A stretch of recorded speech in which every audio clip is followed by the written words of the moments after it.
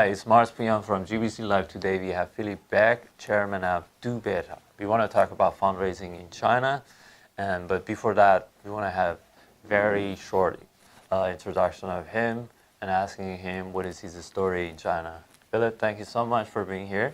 Thanks for having me. You're welcome. We want to know about your story, your background, and how long ago you got in China and so on.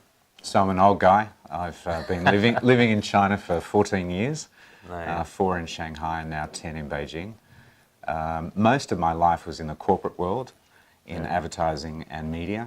Nice. And then in 2009 decided to step away from publicly listed companies and start my own small private equity business, Dubeta. And so we invest in local Chinese ad tech companies predominantly. Yeah. That's very good. I think you're one of those right people that we want to talk, and we want to talk about fundraising in China and ask some very good questions that can be useful and helpful for a lot of startups, founders, or co-founders, which they want to raise fund for their companies. So one of the things that is happening here, international as startup, they think that there is a kind of good vibe that Chinese investor, they invest in many startups. Do you think this is something would be right for international startups, or they only just invest in local startups? If an international startup wants to come to China, then they've got to be aware of a couple of things. First one is, if it's a great idea, you can bet that there's probably 700 Chinese eyes looking at it, going, I think I could tweak that and make that better. So they just need to be aware that the competition is going to be intense. Very intense. Very intense. And then the second thing is that a lot of Westerners are a little bit slow, like they're not really that agile, even though they might think they are.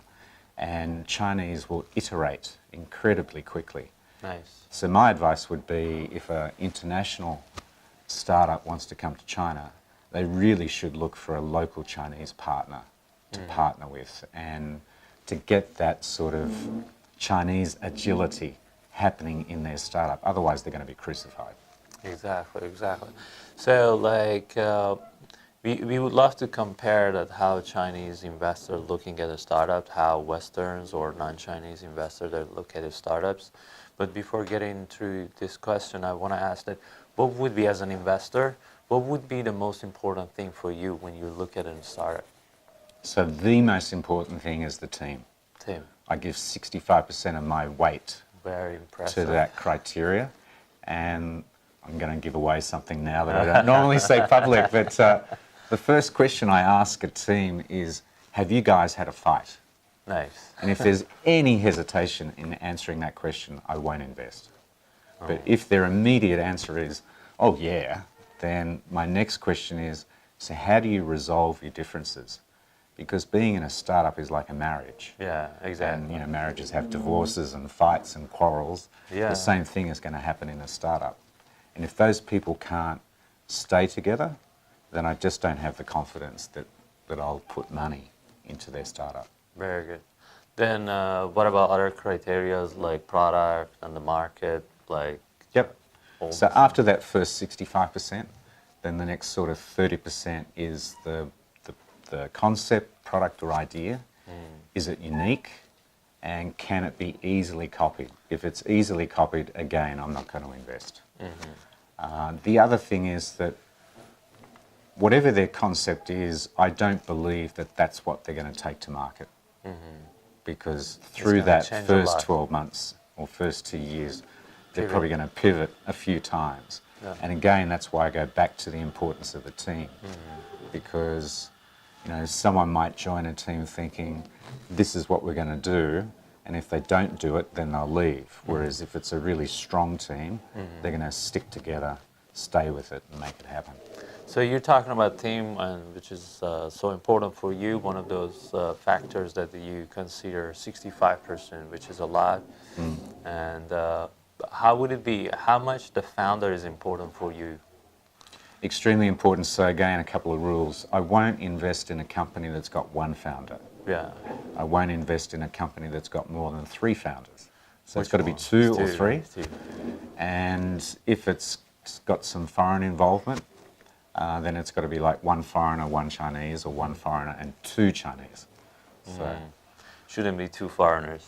shouldn't be two foreigners, no.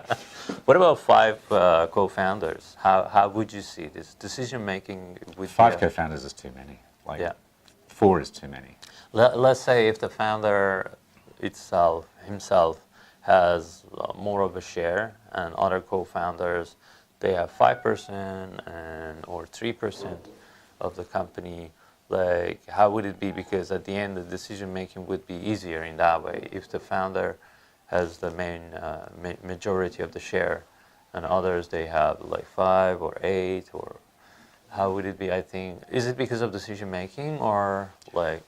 Yeah, so the key thing is the decision making. So Yeah. if there's one person, or even if the three together have 80% and then everybody else has 20, Yeah, this like is 1 or this is 2%. hard. That's okay. But I really do look for, I call it an autocratic pragmatist. Yeah. Because I think the most successful companies in the world They and the have most successful governments are run by an autocrat that's incredibly pragmatic, Yeah. has an incredibly strong vision, and wants to make things happen. So if there's not that one person that you can identify, it's going to be a democracy and nothing's going to happen. Yeah, because everybody wants to, well, company-wise, yeah, if everybody wants to go their own way, then this is going to be challenging for the company. Yep. And decision-making cannot happen easily. And as we have competitive markets, and it's not easy as before. Like when I say before, it means 20 years ago, maybe 30 years ago, at least in China. So it's very important to be fast, Yep. but not furious. Yes. Just fast. Yeah. And sorry, when I say autocratic pragmatist, I Yeah. don't mean an arrogant sort of Yeah. person. Yeah. I just mean someone that's got an incredibly good narrative, vision that people want to follow. Exactly. And have the last call. I mean, Yeah. yeah. That's completely true. And how do you see investors, I mean, Chinese investors and Western investors, like, let's say in Silicon Valley, how we see is they're looking at the startups, or in London or in Berlin, than in China, in Shanghai, Beijing, or Shenzhen. Is there any difference, or they're the same? How it is? I think the key thing, the difference between a Chinese investor and an international investor is Chinese investors understand that in China, quite Yeah. often the business you're building has got a very large component of free in it. Yeah. So they're more concerned about building a user base and then monetizing from that user base. I see. So they're prepared to throw a lot of money at acquiring users and building a strong user base and then going from there. Now, if I look at WeChat as an example, Yeah. that didn't monetize for years because it was focused on building Yeah. its user base. Exactly. And then little by little, it's monetizing. Do you think that like in terms of team and product and market, like Chinese, they care more about team or the product? How it is I think they care more about the product than team? than the team. I think they're much smarter at listening to customer feedback and then iterating very quickly. Yeah. Whereas Western people might care more about the team and not iterating so quickly, and then they get killed by someone that's more quicker. Yeah, there's a statement it says about it should be all about who, not about how. So when we say how, means that you're talking about product and how you got to the market and so on. But it's not talking about who. It means like in Chinese VCs, they don't that much care about who. I mean, like people behind of the product. Maybe you have the best product and idea and the market is fine, but the team or the person, the founder or co-founders are not right people to push it and to make it happen. I think I would challenge that. I think that yeah. I think the Chinese, like the West, care just as much So when I talk about the who is their customer or their user, and they very much care about that who and catering to the needs of their market. And if you've got an autocratic pragmatist as a leader, most of them do care about their people. But their care is based on, okay, if you're not with me, you're out. Yeah. You know, if you're not prepared to follow my vision, which is why you started with me in the first place, you're out. So some people would say that's not caring. I think they're so passionate about what they want to do that they want to have people around them that care just as much for that vision and making it happen. So I think the who is equally as strong on their user and equally as strong on their team. Okay, I see. Then, we have a lot of international startups here. Yep. Do you know any international startup that they could be successful here? This is quite a controversial statement, but I always say the success rate of international people in China is 0%. Oh my God, why is zero? Even it's not one person? I can't think of any startup that's completely foreign-based that's been successful here. Yeah, what is your point? Why do you think that the startup they have to, international startup they have to come up with Chinese co-founders or Chinese partners? Why? I think because, you know, even though I've been here for 14 years, I still don't pretend to understand China. Yeah. You know, I miss some of the subtleties Okay. sometimes, and that's where if you've got a good, strong Chinese co-founder, they're going to help you manage through that process. And secondly, you know, China wants local heroes. They don't want Philip Beck to be the hero. Why not? Actually, in one of my talks, I think you were there as well. I was talking that if Chinese entrepreneurship ecosystem, they want international startups come and have contribution, there should be a role model. I mean, there should be international entrepreneur role model in China that shows that, okay, international entrepreneurs, they can be successful here and they can bring value here. Because most of the time it happens that, this is my belief, maybe it's wrong, but at least from the study, from research that I've had, is if any entrepreneurship ecosystem, they don't have international people's contribution in their ecosystem, that ecosystem cannot be fresh enough, that ecosystem cannot be dynamic enough, that ecosystem cannot have a very good or very efficient growth. You know what I'm saying? So I think it has to come to the point that Chinese international ecosystem has to bring international startups, international entrepreneurs come and have contribution in the market, which can be competitive. You know, if local they have competition, so it's a different story. If Chinese companies, they want to go out, they want to be international. Let's say we have Belt and Road policy that Chinese, they've been following it and they've been pushing it. And they have many other policies, they want to go global. If they want to go in that way, that's a need. It's not an interest for them. We are not just talking about there. It should be a kind of interest. That's a need. That's a must. It has to be part of their entrepreneurship ecosystem. This is my belief based on my research that I've done. I've studied the Silicon Valley entrepreneurship ecosystem or some other European countries' entrepreneurship ecosystem. I mean, without international people, it's very hard because international people, they're coming with the fresh ideas, fresh thoughts, fresh thing. It doesn't mean that, okay, in USA, American, they're not as smart as others, they're not as adventurous, or they're not as, they're not entrepreneurial as other people in the world. No, immigrants, they come there for a dream. They want to make the best happen. Otherwise, they would have stayed in their hometown, their mother country.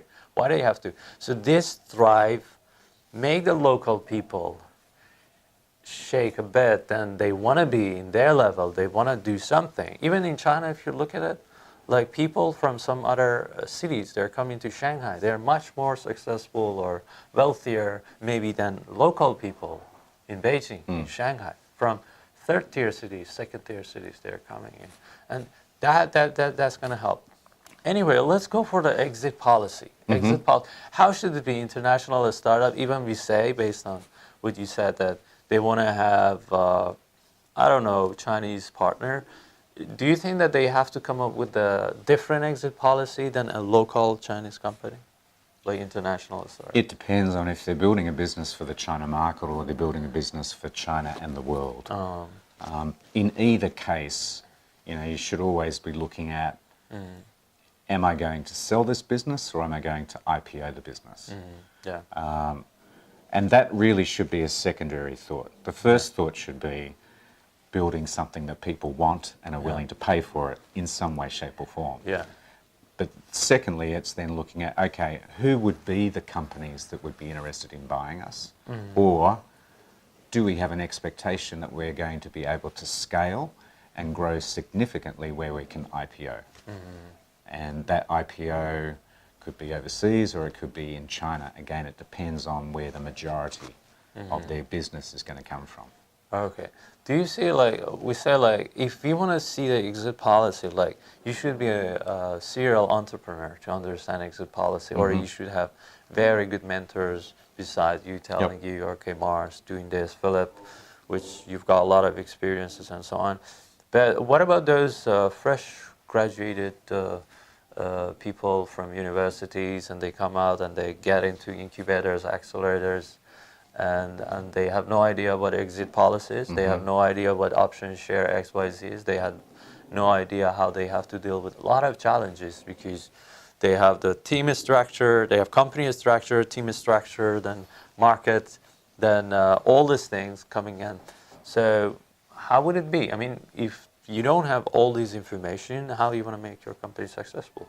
Mark Zuckerberg might happen 1 in a million entrepreneurs, or if they want to look at, okay, all these young entrepreneurs in Silicon Valley, they made fortunes. So do you think this is the right perspective for those fresh graduated students coming into the game? Or they have to go and be at the shadow, learn some stuff, they go to some other startup, they see what is going on, what is the dynamic, what is happening. Either they're the one that they can be entrepreneurs. What they have to do? I mean, all this. So sometimes I feel entrepreneurs. The entrepreneurs, So I think if someone really wants to be an entrepreneur, then they should be very early on, just going to all the various weekend events that there are in most cities now, where they can get some, free education. Nice. And also just, if they're at university, just do an internship at an incubator and just absorb everything that's going on. But go into an incubator or accelerator program that has mentors, so they can just learn and see, because otherwise I think they're going to get ripped off. A little bit like the music industry years ago, where you'd have a great artist with some great material, but unfortunately got completely screwed by a manager that was ripping them off. So my advice would be, if they're very young, try and get that free education before they start their own business, because otherwise they're not going to set themselves up appropriately in their business. And there's some, public examples of companies that floated last year and the year before, where the founder was so naff of being ripped off that when he IPO'd, his IPO was based on, I have voter control of all the shares. You can buy into my company, but they're non-voting shares. Nice. So unfair advantage. Most of the time I talk with many VCs and angel investors. We are talking about unfair advantage. Unfair advantage goes for those international startups that they want to get into China. And some believe that they have to come here with unfair advantage. They have to either come with a very hard technology, which can be a barrier, patented one, or they have to come with a big bunch of money, which they can cover a lot of things. I think earlier we had a talk about. So what do you think that, how would it be beside of having a Chinese co-founder or partners, how international startup have to come here? So how an international startup has to come here? like they have to come with a very good technology because Yep. Chinese, they're very good in business models. They're very good in innovation. Mm. You know, Yep. you know what I mean. Then So an unfair advantage in my mind is quite often built through perception. okay, So you might think you've got an unfair advantage technically. yeah, You might have investors that have supported you in that. But at the end of the day, you've got to be able to convince your end user yeah, that you have an unfair advantage and that they buy into that and think nobody else that comes along as your competitor has that same advantage. And that's where I think a lot of startups fail because they forget how to market their service or product to their end user. I see. So the end user really believes in what they're offering. So they are the judge. Means they Yeah. are the one that even you have an awesome technology or awesome business model, a big bunch of money and so on. At the end, you have to see if the market would accept your product, your end user, they would your product. Because if they don't buy it, so you don't have revenue. Yeah. You don't have any advantage to just show to other investors to go for next round X, Y, Z. You know, some people might think that Taobao had an unfair advantage, but Pinduoduo has come and Yeah, smashed that and taken 5% of the total market already. yeah, So exactly. So then, like, this is very, I don't know if we call it controversial, but it's very interesting, I say.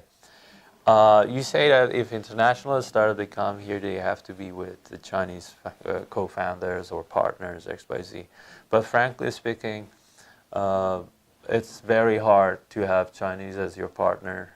It's very hard to have your Chinese as your co-founder coming there, being there, because either they want to see you have a very good technology, or you've got a big bunch of money, and then they say, okay, could be. Otherwise, they see, oh, well, why I have to be with the international guy because he's not bringing any value in.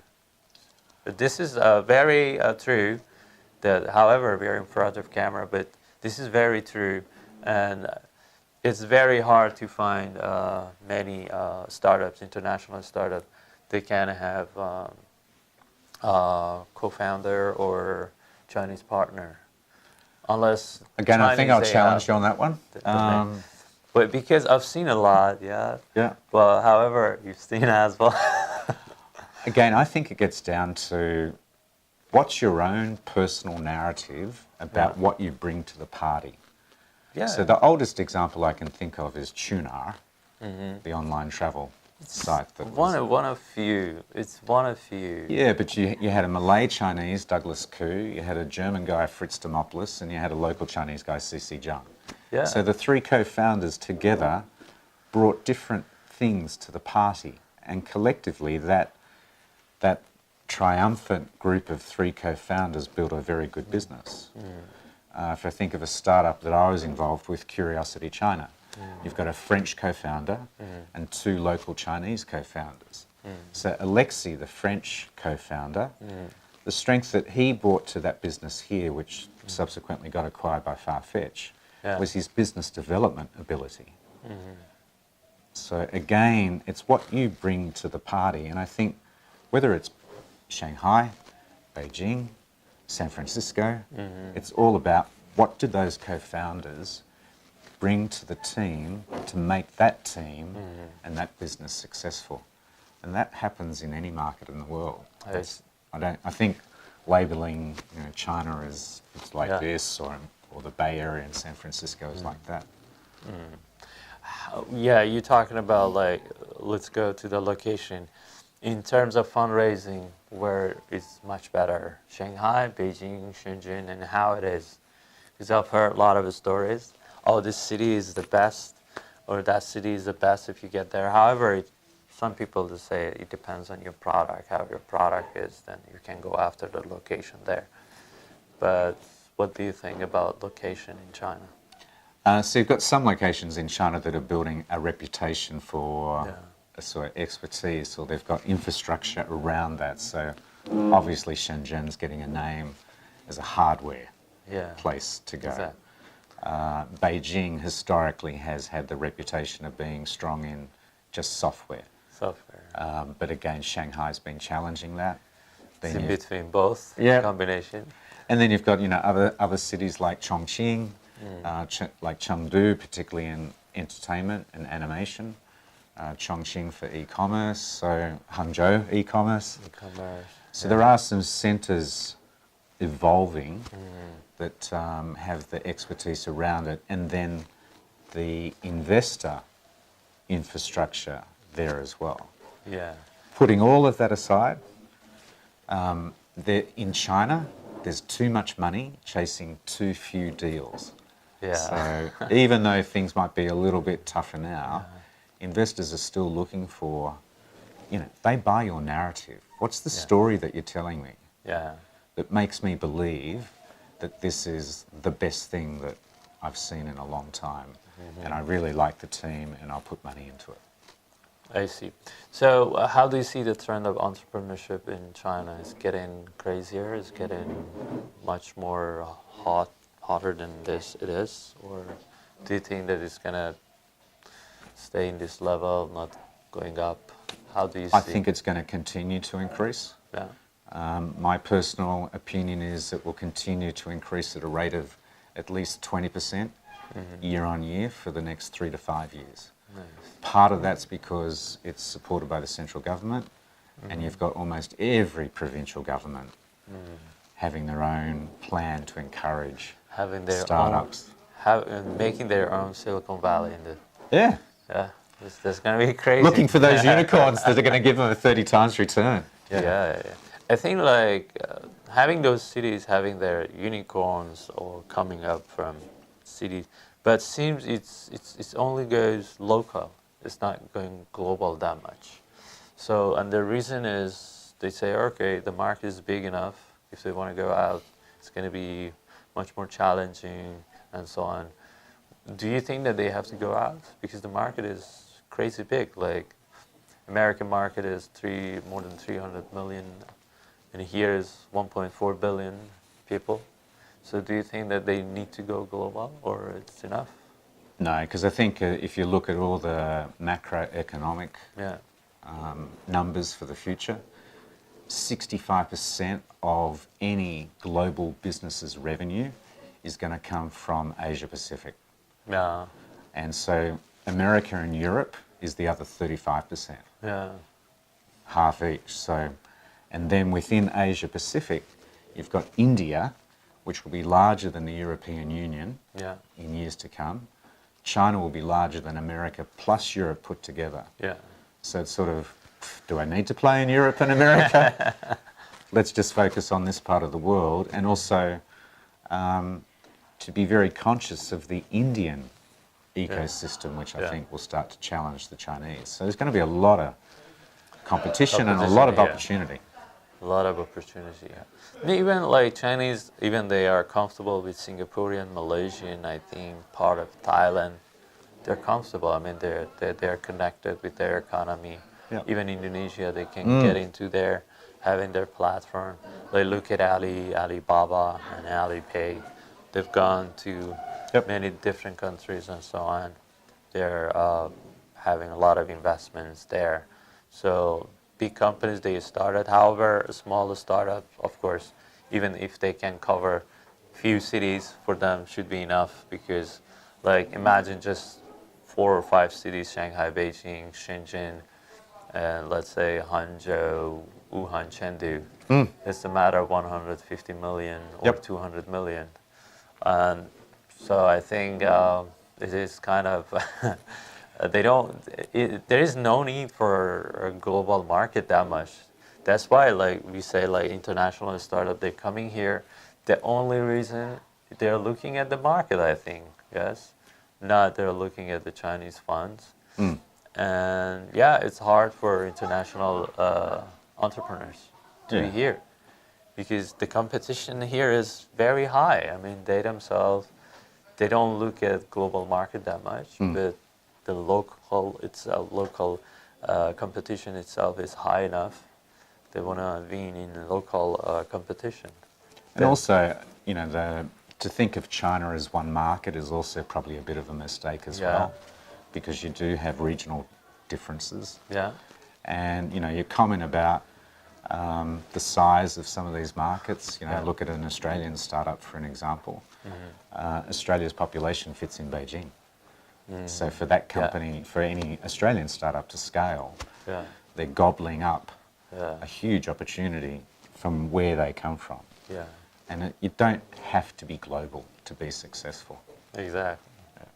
That's awesome. That's awesome. So at the end, we want to know that what would be your advice for every single entrepreneurs